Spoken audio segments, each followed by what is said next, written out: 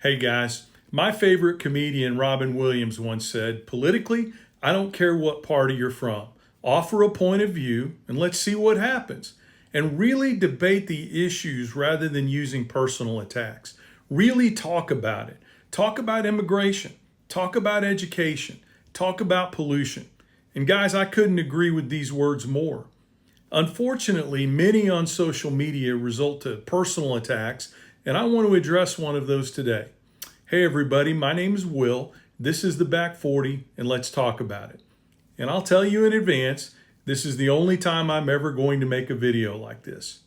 In February, I responded to a young farmer who didn't understand why the government wasn't keeping its commitments to reimburse him for improvements he had made to his farm. Even though his story's changed a little bit since then, he'd come on social media to say that he could lose his farm because of the funding shortfall. He had done videos earlier talking about the losses he had incurred early in his farming career, and I could see he was upset that the government had broken its word to him. And you know what? I agreed. I knew he was a Republican, and I didn't care. Wrong is wrong. And I addressed why this happened. Now, a lot of water's gone under the bridge since then, but the bottom line is I sometimes get questioned about my political leanings and the work I do in politics and for nonprofits. So today I'm going to share with you what I do and why I do it. Now, if you follow me at the Back 40, you're probably laughing because you already know all of this because we talk about it regularly. Heck, I even said in my video to the young farmer that I've been involved in rural politics for over 30 years. So let's get to the rat killing. I am not a lobbyist. I have never been a lobbyist. Anyone who says this is either uninformed or they're intentionally trying to mislead you in order to undermine what we're doing at the Back 40. Here's what my company does. We are a tech company and we deliver policy messages for both political candidates and nonprofit organizations. We do live calls, text messaging, voicemail drops, automated calls, door-to-door canvassing, surveys, and polling and advocacy work for nonprofits that primarily deliver much-needed services to rural America or support policies that preserve rural health care, ensure our rural schools are funded, and create better economic policy in rural America. And it may surprise some of you naysayers to know that I've done this work for Democrats, Republicans, and independents. I don't lobby for any companies or organizations. I provide a service that allows candidates and organizations that believe in good policy to exercise their First Amendment right to have their voices heard. And I never hide the fact that I'm a Democrat. And I can easily justify the reasons for that, guys.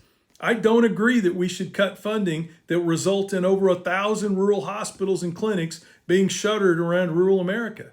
I don't believe a young farm kid like me who nearly lost his arm in a farming accident should have to lay on the ground for nearly 2 hours like I did to get help. I don't believe our parents and grandparents should run the risk of expiring because it took too long for them to receive medical care when an emergency finally happened. I don't believe that my daughter, daughters-in-law, and granddaughters should be treated as second-class citizens from a healthcare perspective. The sad thing is that many who now call themselves Republicans used to feel the same way I do. I also support our rural American schools, and I don't want to see them underfunded in order to pay for a rich kid to get a voucher to attend his private religious school for free. If supporting our rural schools makes me a radical, then I wear the title proudly. And finally, I've started and operated businesses in rural America in the tech field, and I can tell you that technology and infrastructure is a constant struggle. Funds have been cut for better internet services in rural America. Tariffs have destroyed overseas markets that may never come back again. And from an economy and jobs perspective, our largest rural counties in this country have been shrinking as a result for decades. One party is responsible for these policies, and it isn't the Democratic Party.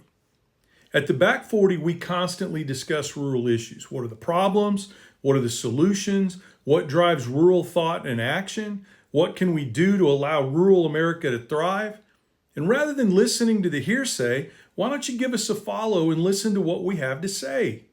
People of every political stripe that support rural America support the Back 40. I was born in rural America.